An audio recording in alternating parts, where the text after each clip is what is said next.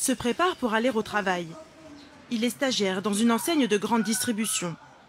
Ce stage, il l'a obtenu grâce à un cabinet de recrutement spécialisé dans l'insertion des personnes handicapées. Car Emmanuel est malentendant depuis l'enfance. C'est en langue des signes qu'il communique avec ses proches. Ce handicap lui a fermé les portes de l'enseignement supérieur et, par ricochet, du marché de l'emploi. J'ai obtenu un bac B option économie. Mais comme il n'y avait pas de cursus adapté aux personnes malentendantes, je n'ai pas continué les études. C'est l'une de ses premières opportunités professionnelles dans ce supermarché du quartier de Marcory. Depuis son arrivée, Emmanuel gère la mise en rayon des produits.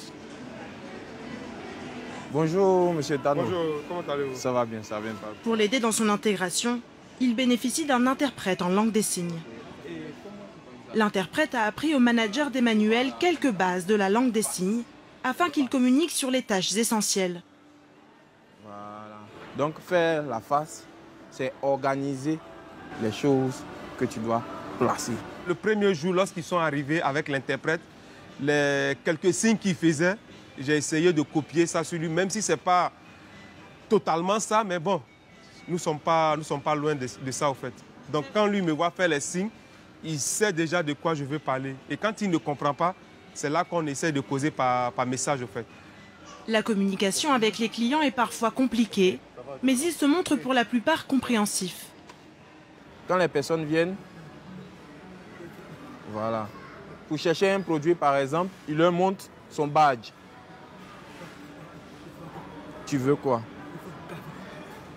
Si c'est un produit concernant le café, il fait le signe. S'il peut l'aider, il l'aide. Il lui montre l'endroit où le produit est. Quand il ne sait pas maintenant, il appelle le chef en renfort pour venir s'occuper du client. Les sourds-muets sont nombreux. Ils sont une association, ils sont nombreux.